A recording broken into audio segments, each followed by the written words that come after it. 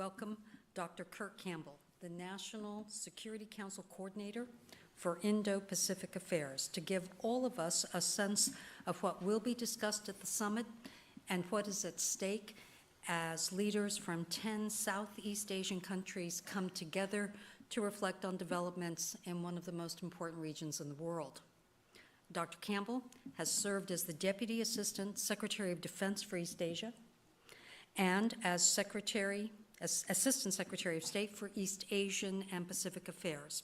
Outside of government, Dr. Campbell founded and served as CEO of the Center for New American Security and the Asia Group. Dr. Campbell, you're very welcome. We're also honored to welcome Dr. Evan Medeiros, who is moderating today's discussion. Dr. Medeiros is professor and Penner Family Chair in Asia Studies at Georgetown University's School of Foreign Service. Dr. Medeiros served on the staff of the National Security Council for 6 years as the Director for China, Taiwan, and Mongolia, and later as the Special Assistant to the President and Senior Director for Asia. Evan is an accomplished author, world-recognized expert, and a senior advisor here at USIP. For those of you who are tuning in around the globe, we encourage you to join the conversation by submitting questions through the event page on USIP's website or by joining the conversation on social media using the hashtag ASEANUSIP. Evan, the floor is yours. Lise, thank you very much. Kurt, good morning. Thank you for joining us. It's a real honor and distinct pleasure for us to have you here at USIP in advance of the U.S. Asean Summit. One small piece of business before we begin. For those of you in the audience and for those of you online, you should know the audience is just absolutely jam-packed. People are hanging from the rafters, and I hope nobody falls down up there. So for those of you in the packed audience today, please write your questions on a note card and they'll be collected and we'll have a Q&A period. And then for those of you that are online, please, direct your questions to the chat box on the event webpage. Kurt and I are going to talk for about 20, 30 minutes or so, and then we're going to open it up for Q&A, and we look forward to your questions and your comments on the discussion. Kurt, it's a great pleasure to see you again. For the sake of transparency for everybody in the audience, Kurt and I are old friends. We're colleagues. We've worked together on Asia in and out of government for almost 20 years now. But he made me promise that I wouldn't give him a softball interview. I said, no, Kurt. And he's like, no, Evan, you have to ask the hard questions because that's what we do in the Biden administration. So just so everybody in the audience knows. I don't remember all of that part. Literally, so. Kurt, great to see you.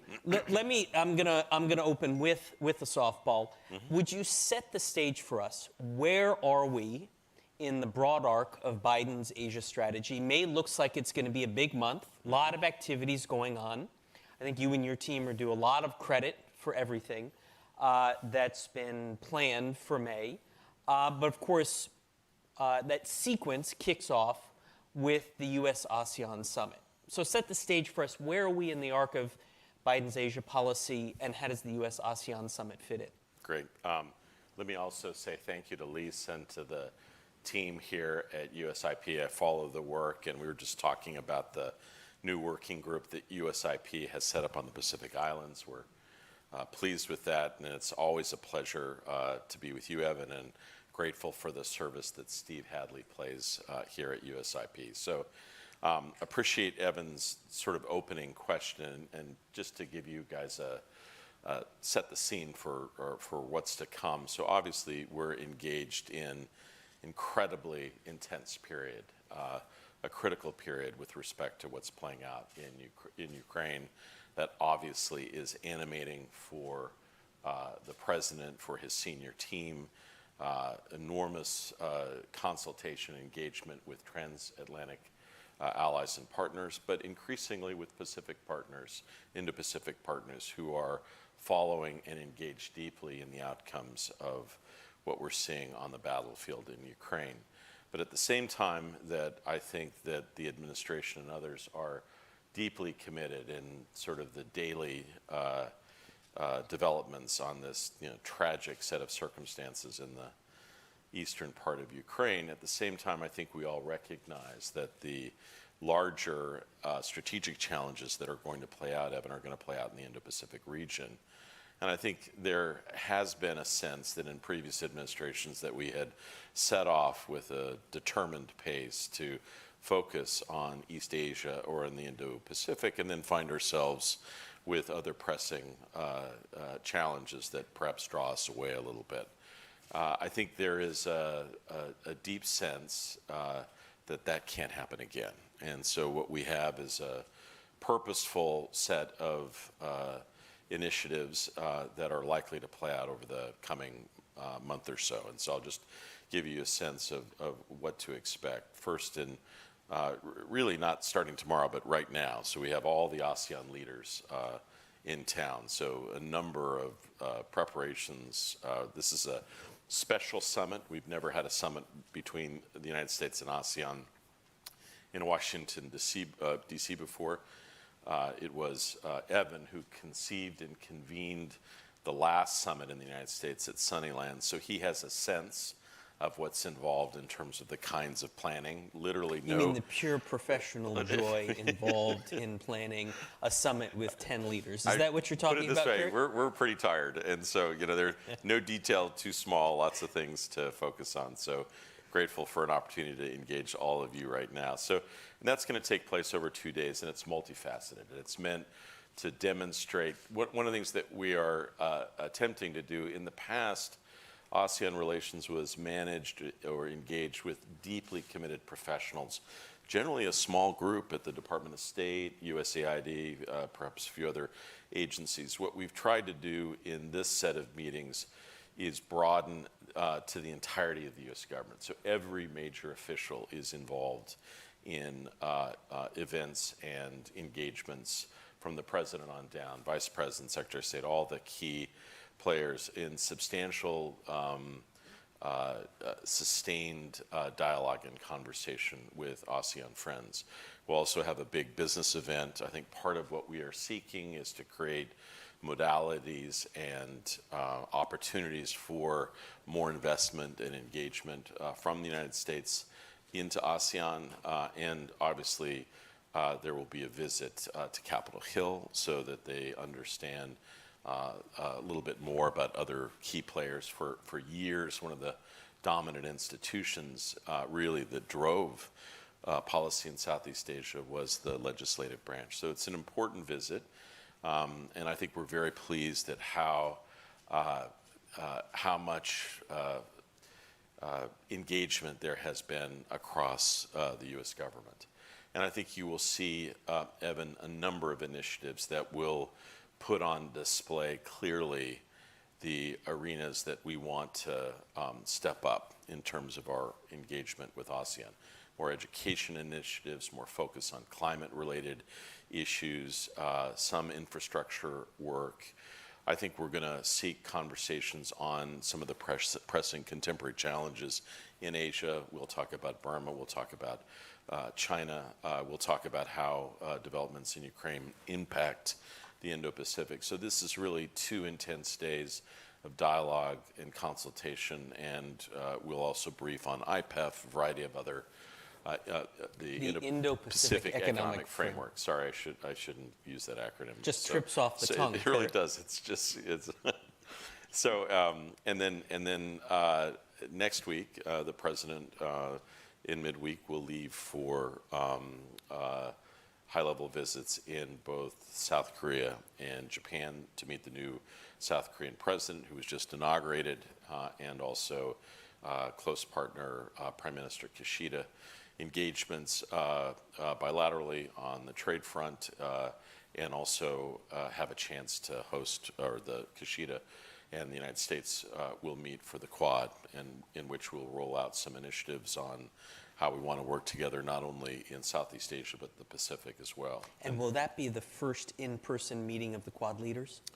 No, it'll be we've had, this will be our fourth meeting. So we've had two virtual, and this will be our second meeting. And so in a year and 2 months, this will be the fourth meeting of the Quad leaders. So it'll be our second in-person meeting. Our first was in Washington, D.C. I think you can also expect Secretary Blinken will lay out our China policy in a speech later in the spring. I think there are going to be some other bilateral engagements at a high level. So I think, as you laid out, the calendar is critical. I think we're pleased at our ability to sustain these high-level engagements. And I would just say, Evan, I think you understand this. The stakes are high. Yeah, the stakes clearly are high, not just because of Ukraine, but because of China. So, Kurt, you were a charter member of the Obama pivot team. Tell us, how does this series of initiatives and Biden's Asia policy more broadly, is it just the pivot 2.0? How is it different? How should we be thinking about and evaluating the Biden team's Asia strategy? So I've reflected on that a lot, Evan, as you probably have as well. I think there are some important differences. Obviously, the strategic circumstances have changed. I think it's clearer and clearer that, again, the dynamic center of global politics increasingly is going to shift towards the Indo-Pacific, and I think there's a recognition of that. I would say that the biggest challenge with the rollout and the implementation of the rebalance or pivot 1.0 was there was a sense, certainly it wasn't a sense that we had designed, but certainly was implied, that the United States was somehow pivoting away from Europe, and that we were moving away from our most consequential partnerships in the transatlantic to new challenges and opportunities, the sort of the sunny uplands of Asia. And I think what is different this time in particular is that because there is such a huge element of our Indo-Pacific strategy is actually deep engagements with partners in Europe. And in fact, I would say it's not a surprise, but one of the things I will tell you from my own activities, I spend almost as much time in deep strategic partnerships and dialogue with Europe as I do in Asia. That's how much the circumstances have changed. When I worked on European dialogue with you, 10, 12 years ago, the character has changed fundamentally. Much more trust, much more confidence, much more sense of common purpose on technology, on shared strategic perspectives. And so last time I think it was perceived more about pivoting away, and I think there's now a sense of more working together in the Indo-Pacific, and I see that in every initiative that we worked on. I think that's a critical importance. I think there is also a much deeper sense this time around that resources will be critical, and that it will not be just about diplomacy, just about military developments.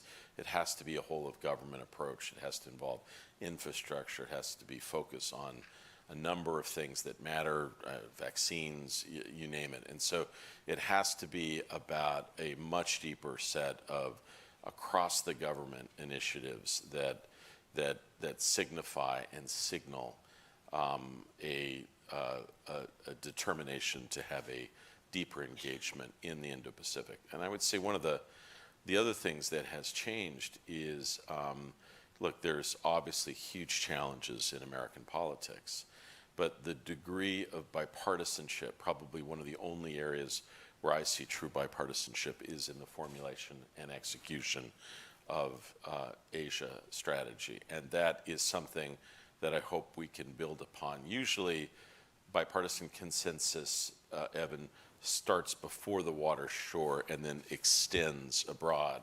I think what we're hoping maybe for this time is that bipartisanship actually begins in sort of the arena of the Indo-Pacific, and hopefully then can carry forward into some domestic pursuits as well.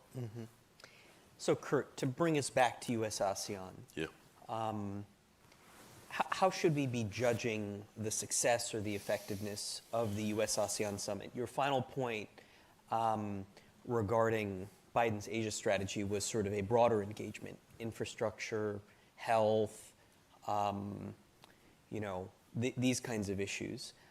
Those are clearly on the agenda for the U.S. ASEAN summit. How do you want outsiders to sort of judge the effectiveness of the next 2 days? So, look, in many respects, and Evan, I think you understand this almost better than anyone. Some of these leaders have never been to the United States or have had very limited experience. I think our desire is to introduce these leaders and their teams in a deeply respectful way to the president and to the U.S. team. I think we are hoping, probably first and foremost, to put them at ease so that we can have some strategic discussions. There is a tendency in ASEAN matters to have highly formalized presentations and the like, and I think we understand some of that is necessary, but also have some true discussions on issues of common interest. I do think we will be judged by our initiatives and our ability to follow through, and I don't want to get ahead of ourselves, but we will be rolling out a number of initiatives. And these, Evan, aren't just traditionally about, what military or security steps that were taken, or even, what deals that will be signed. These go beyond that. One of the things that has clearly atrophied in the last several years, in the 1960s and 70s and into the 80s even, there were substantial programs that linked the United States and Southeast Asia, educational and other programs. And many of those have either dried up or have moved on. And I think what we're trying to do in a number of things is going back to, educational programs, teaching English as a foreign language, some leadership training here in the United States. We'll be rolling a lot of those initiatives out. So I think what we're trying to do is actually meet ASEAN where the interests of their people coincide with our strategic interests as well. So we'll have more to say about, how we can support health issues. COVID is still raging in parts of Southeast Asia. We are concerned about issues associated with, disaster preparedness, maritime domain awareness, investment in green energy and other pursuits, I think, is going to be of critical importance. And so I think you're going to see a very broad range of initiatives that will be articulated, that is our efforts to both continue some existing programs and to launch some new ones. There's some strategists in Washington that say that the not so subtle context for this is an intensifying U.S.-China competition. So in some sense, isn't this really all about China and sort of winning the hearts and minds of Southeast Asia as the U.S.-China economic, military, diplomatic competition intensifies, especially in the wake of Ukraine? So is this really all about China? And if so, how is the Biden team, House President Biden, going to talk about China with his ASEAN counterparts? Yes. Well, look, the president will be very direct. He will talk about our strategy. He'll talk about our desire to compete, but compete peacefully and effectively. He does not want to descend Southeast Asia or Asia into a new Cold War. I think we recognize quite clearly that any initiative that is simply designed for competition is likely to have difficulty gaining altitude in Asia. It must be fundamentally based in the needs and the desires of the people of Southeast Asia. So look, we are not naive. We understand the nature of competition through Southeast Asia. I think our goal, not just the United States working alone, but increasingly working with partners, Japan, Australia, New Zealand, countries in Europe, is to demonstrate that we are trying to engage, following transparent practices, advance global practices of good governance, engage appropriately with financial institutions on a range of issues, debt relief, health and human services. So I think the goal here, Evan, is to deal directly with those challenges and opportunities, and recognize that those solutions and those practices really are the best way to compete. And Kurt, you could have said a similar thing during the Obama administration. Do you think it's going to work? In 2021, ASEAN became China's largest trading partner. The Chinese economy is big.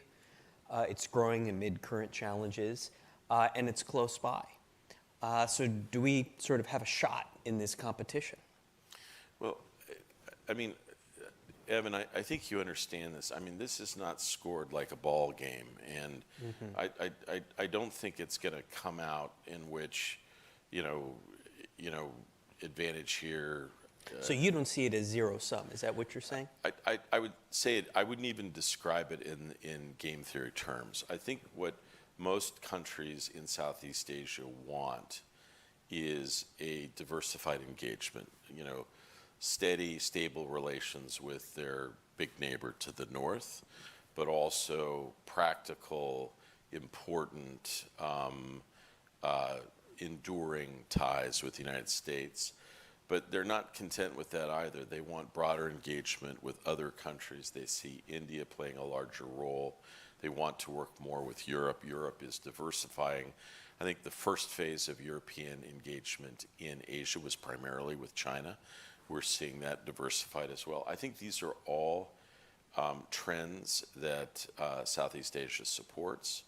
I think more than anything else, Evan, I think the enduring challenge is not whether we can compete, but whether we can assemble and construct and implement a sustained strategy in Southeast Asia. I think the critique that many would give of the United States and Southeast Asia is that our engagement is episodic at times, and that in many important categories, our engagement has waned. And so I think what more than anything else, we have to send a signal that the United States will be a steady partner, and that our strategic interests push us and point us into playing a larger role over time. And you've worked with ASEANs and other Asians. Some of that takes some convincing, and some of it is not just about what you say, but what you do. And I think this month and what we're trying to do over the next couple of days is about doing. Absolutely. And as you know, one of the biggest areas of doing that matters is trade and investment, the economic agenda. The administration has put forward, or is in the process of putting forward, the Indo-Pacific Economic Framework. But Kurt, as you know, and as you've said publicly, there's a lot of rulemaking. There's not a lot of market access. How do you persuade ASEAN countries, including ones that have joined CPTPP, that America is in the game of economic engagement for the long term with ASEAN or Southeast Asia, and that IPEF is an important part of the picture? Yeah. So look, Evan, I don't need to tell anyone here that trade is politically challenging and contentious in the United States. With that as a strategic reality, we've constructed an approach which we think meets many of the critical challenges of trade, investment, and standard setting for the 21st century. So IPEF, and you'll be hearing more about that in the coming weeks, is really about focusing on critical areas that will be important in 21st century Sure. economic exchange. Investment protocols, issues associated with digital trade, clean energy, investment screening. I could go down the list, but many of these issues really are at the core of standard setting and leading edge practices for how modern and contemporary economies can and should interact. I would say that that there is substantial interest in participating in IPEF across Southeast Asia. I think there are a lot of questions. Those questions are I think, important. I think they are critical that we, engage partners with as many answers as we can in terms of how we propose to proceed. But we're quite confident that we're going to be able to have a substantial launch with a very broad range of potential players. And do you expect some of the members of ASEAN to join Yes. IPEF? Yes, I don't want to get ahead of ourselves, Sure. but very much so, yes. Great. I want to remind all of our friends watching online that you can submit your questions online. And for those of you in the audience, come down from the rafters and fill out a note card when we go into the Q&A period. So Kurt, we've talked about China, we've talked about IPEF. The other big strategic issue out there is Ukraine. Many of the ASEAN states, or I should say many of the Southeast Asian states who are members of ASEAN have been publicly neutral, reflected in both their government statements and their votes in the UN on Ukraine. Indonesia is the chair of the G20 this year. They've already rejected the Western call to exclude Putin from the G20. I believe Putin has said he's going to come. So how do you talk about Ukraine? Do you talk about Ukraine with the ASEAN leaders? And what does that conversation look like? Because they appear to have a very different viewpoint from the United States. Well, I've been in a lot of meetings now with the president. He is so deeply engaged in the developments, the day-to-day developments that are taking place in Europe. And so, yes, I fully expect that the president will explain our approach, what we think is playing out. I would expect some of the ASEANs, I think there will be some listening, some questions. I do think we'll have a full exchange, and we acknowledge that there are differences of view. And, some of that is animated by some of these countries have traditional relations with Russia. Others are, I think, this is uncertain political territory. They've got China deeply engaged in ways, and so I think Southeast Asians are seeking to tread carefully. We do believe that there is a moral clarity here that is important, and I think we're not going to shy away from it in our interactions with ASEAN for the next couple of days. So we should expect some private but very direct conversations about Ukraine. Yeah, but I mean, I don't think that's the sole issue that's going to be direct. I believe we'll talk about cross-strait relations. I think we'll talk about Burma. Look, I think elements of the conversation, Evan, will be direct, polite, but maybe a little bit uncomfortable at times. But I fully expect the ASEANs will raise some issues with us. I think that's the beginning, or at least the continuation of the kind of partnership we want, in which real issues can be discussed in significant ways, right? Right, sure. So Kurt, you just mentioned cross-strait relations in the context. Tell us, what does that U.S. ASEAN conversation about cross-strait relations look like?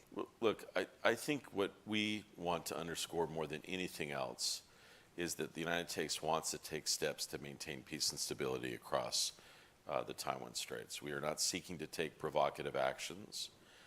We want clarity about the desire to deter steps that would be provocative, and we believe it's critical for other countries to both publicly and privately underscore that what has taken place in Ukraine must never happen in Asia. Mm-hmm.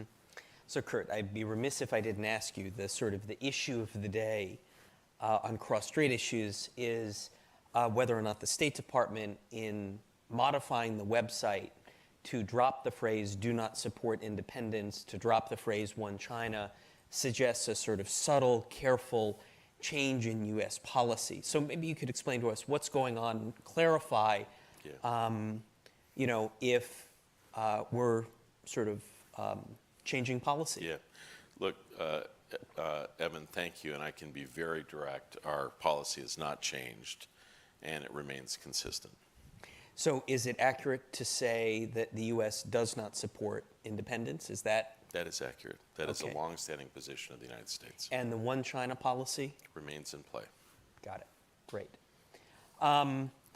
So we've got a couple questions. So why don't I turn to those, Kurt, since we have about 20 minutes left. Good. Thank you. So as you can see on the screen, we've got a question about democracy and human rights. Kurt, eight of the 10 ASEAN leaders are going to be there. The leader of Myanmar will not. So the question, you know, I think that is on the table today is how are sensitive issues of human rights and democracy in Southeast Asia going to be addressed, but specifically the situation with Myanmar? Yeah, look, I think it'd be fair to say there is a discussion in ASEAN about what's next. Some of the, I think, path-breaking initiatives that were put in place last year in terms of creating a pathway forward for the junta to potentially follow to get back on the democratic track, outreach to the political opposition. Some of those, most of those have not borne fruit. They're now openly discussing what's appropriate in terms of next steps. I think everyone understands the enormous challenges, the tragedy of what's playing out there. I think our goal will be to seed further those conversations. We believe that ASEAN has a critical role to play, and we want to encourage greater diplomacy. We cannot forget what's playing out. We cannot neglect this. But it is not enough simply to say this is ASEAN's business. We hope and expect ASEAN to take real initiatives in terms of how to engage both the current government and the opposition about the way forward in a tragic and incredibly difficult set of circumstances. Mm-hmm. So what is it that you would want either individual Southeast Asian leaders or ASEAN as an entity to do? Well, look, first of all, I will just acknowledge that I think some of the things that were put in place last year under the leadership of Brunei and Indonesia were important. I think continuing through on some of those matters, I think emissaries that carry specific messages, seeking assurances about a roadmap forward, dealing effectively with refugees, engaging the opposition. There are a number of things that I think we believe are important. The United States is going to continue its active role working with other partners, but we do want ASEAN to play a more deeply engaged role in the critical diplomacy about next steps in Burma. Mm-hmm. And it's my understanding, Kurt, that the foreign minister of the National Unity Government is in Washington. Is that somebody that will have an opportunity to play a role in the multilateral meetings? Will you or others from the administration meet the senior representatives of the National Unity Government? I will just say we will have engagement and continue to have engagement with groups that are engaged in seeking a return to democracy in Burma.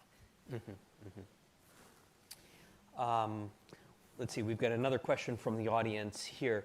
Apart from ASEAN as a grouping, which individual Southeast Asian countries does the administration see the most room for the improvement in ties? Where are the growth opportunities, Kurt? Well, look, first of all, I think what's critical here, Evan, is that we are seeking to engage ASEAN as an institution more than anything else. I think we recognize, as you did, through the vehicle of this special summit, that multilateral diplomacy, much of what translates in a broader Asian context, is implemented through, magnified by, influenced by ASEAN.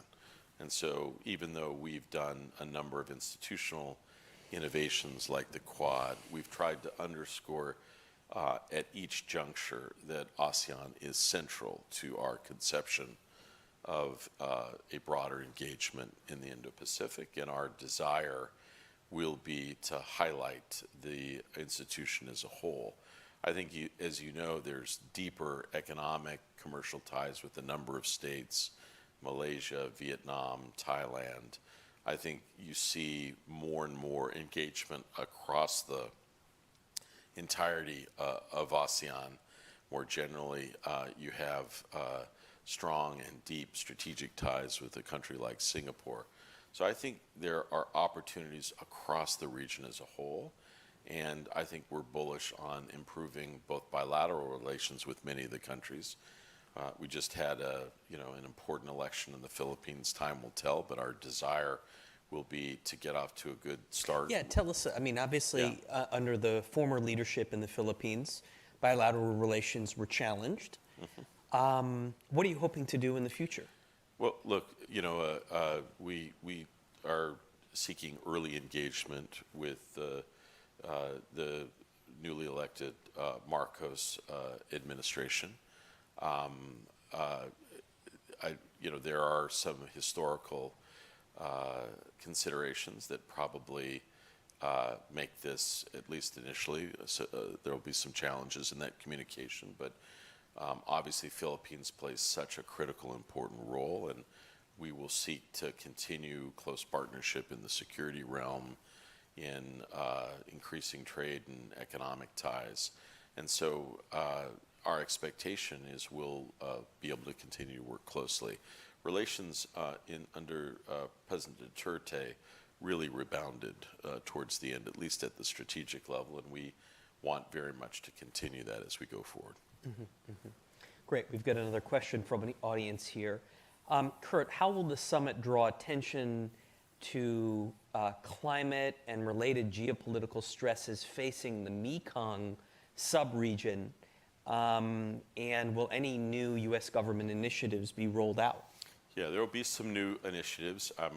I was instructed we're to wait until the President rolls them out in the next couple of days. Yeah. I do just want to underscore. But maybe just like a little appetizer? Well, no, look, so we have worked a lot on the Mekong Initiative. We acknowledge water security issues are incredibly important.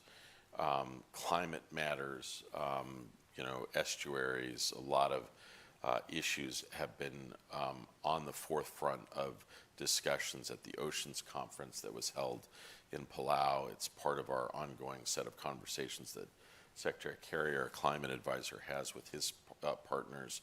I think there's a desire, there will be a number of initiatives around energy that Secretary Kerry will play a role in, trying to wean many of these countries off the use of coal, also taking steps to preserve forests.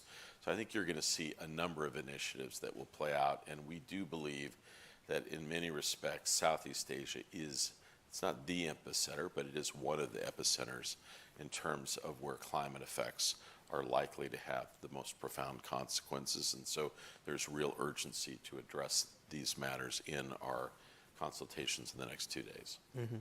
Thank you. Let's see, we have a question that came in online from Patrick Cronin, an old friend of both of ours. Patrick asks, what are among Southeast Asia's biggest misunderstandings about U.S. interests and policies toward the region?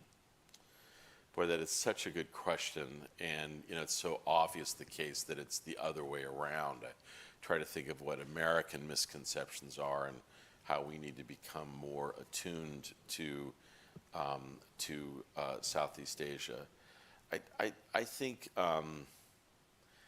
I think one of the most important issues is that domestic politics have changed a lot in the United States, and the U.S. that is engaging in Southeast Asia today is different than the United States that engaged at the time of the Vietnam War or immediately thereafter.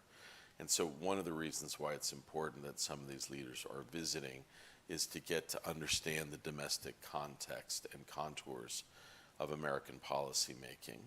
I think. And what are you thinking of in that? What is it you think that Southeast Asian leaders need to know about the U.S. political system, the Congress? I think probably, Evan, even though there is bipartisanship on some issues in Asia, that many political issues are hotly contested, like trade. I think it is also the case that it's important for them to understand the larger context, the debates on China policy. I think that's of critical importance. I would say that for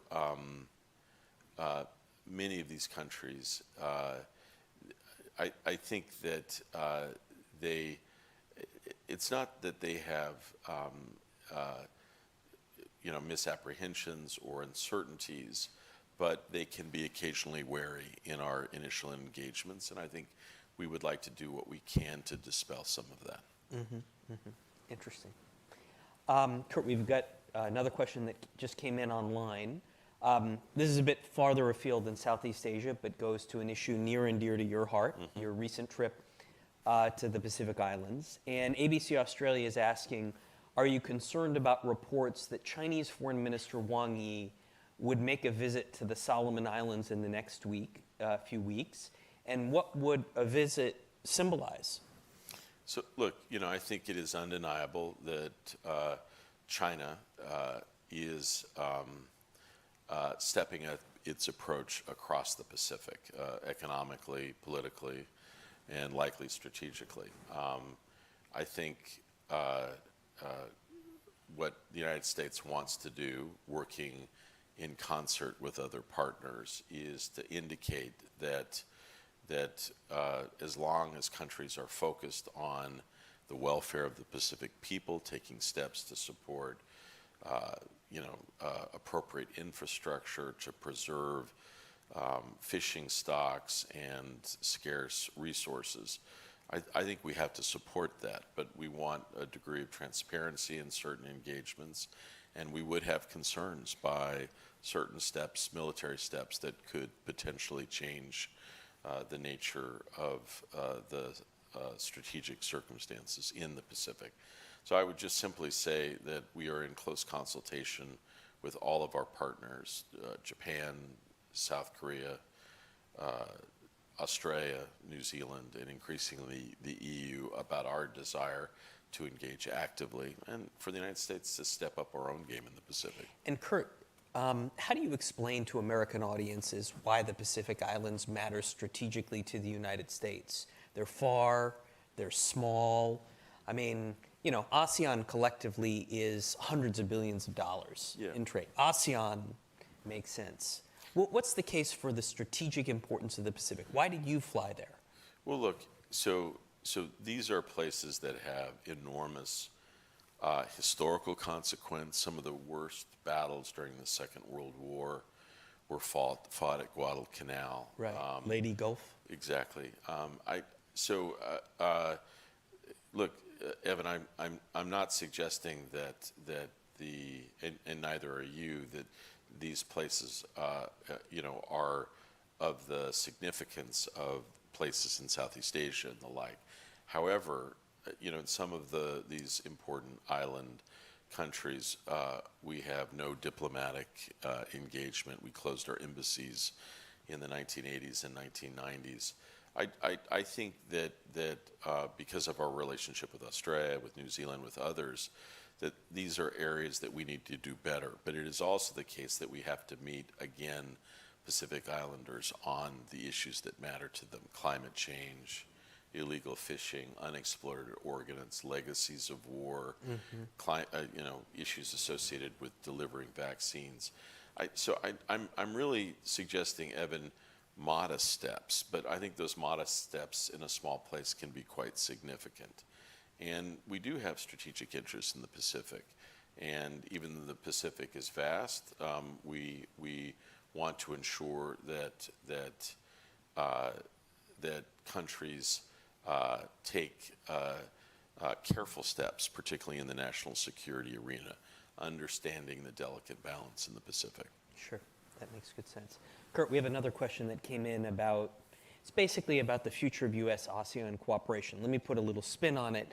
The East Asia Summit is going to be hosted in Cambodia later this year. So we have about 5-6 months between the May U.S. ASEAN Summit in Washington and the East Asia Summit, which hopefully President Biden will attend in Cambodia. What do you hope to accomplish between the two events? What are the prospects for cooperation between the U.S. and ASEAN?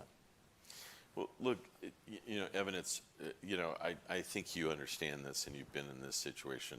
So my biggest goal is to get successfully through the next 2 days, just to have a good, Sure. just to have a good summit, and then build from there. And so, I do think the calendar of ASEAN drives initiatives, and so what we will likely roll out in the next few days is a number of initiatives that will suggest both our strategic purpose, a step up in resources, modest, and then a number of areas of follow through and follow up. So, Evan, I would simply suggest one of the most important things that we just need to do is, this is not about sort of announcing initiatives. Sure. It's about getting busy in the region and following through, and that's what we intend to do. So would it be fair to say that you're trying to build momentum in a variety of different directions? Yeah, and I would say sustain momentum. Look, what I have seen probably in this area more than any place else is that what we end up doing, as you look deeper, is building on the preceding administration's initiatives. So almost everything that we've looked at, you can find the seeds of previous initiatives, and where you can, you nurture those, and where you need to diversify, you build new ones. But I think we're seeing, frankly, again, a lot of areas of bipartisanship. There are things that went on in the Trump administration that we would like to build on. Lots of stuff in Obama that you built with your own two hands, and then previously before that, the Bush administration. And so I think what we're seeking to do is to both sustain and step up. Great. So we've got a question that came in from David Brunstrom from Reuters about Hong Kong. It's a bit specific. It's a bit off topic about the situation. Can you comment on the situation in Hong Kong, Kurt? So, look, all I can tell you is that I think we're increasingly troubled by steps in Hong Kong to pressure and eliminate civil society, and concerned by those that speak out, both in the media, in religious circles, and academia, and just overall concerned by the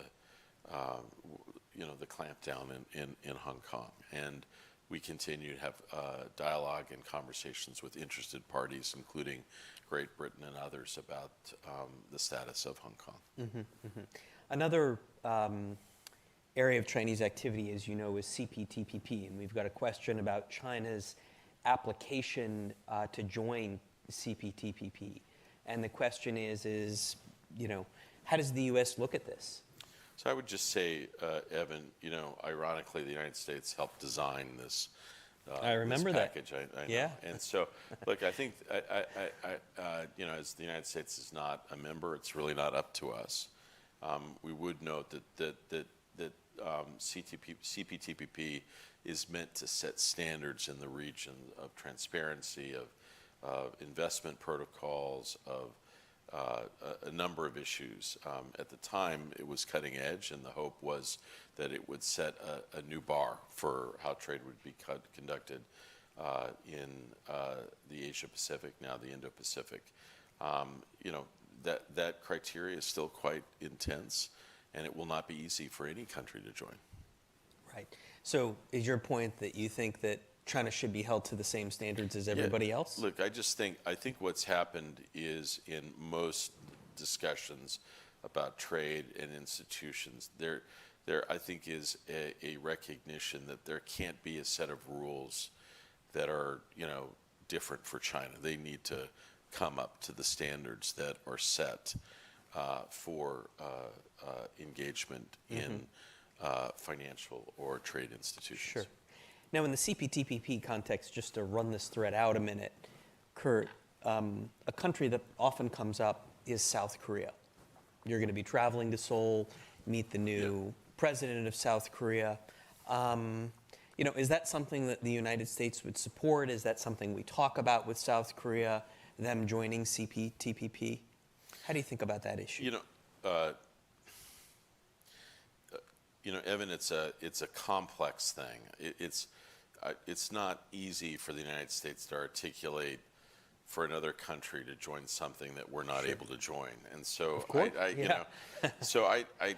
think we will talk generally about trade. We will talk about IPEF. There's the silky sweet abbreviation again.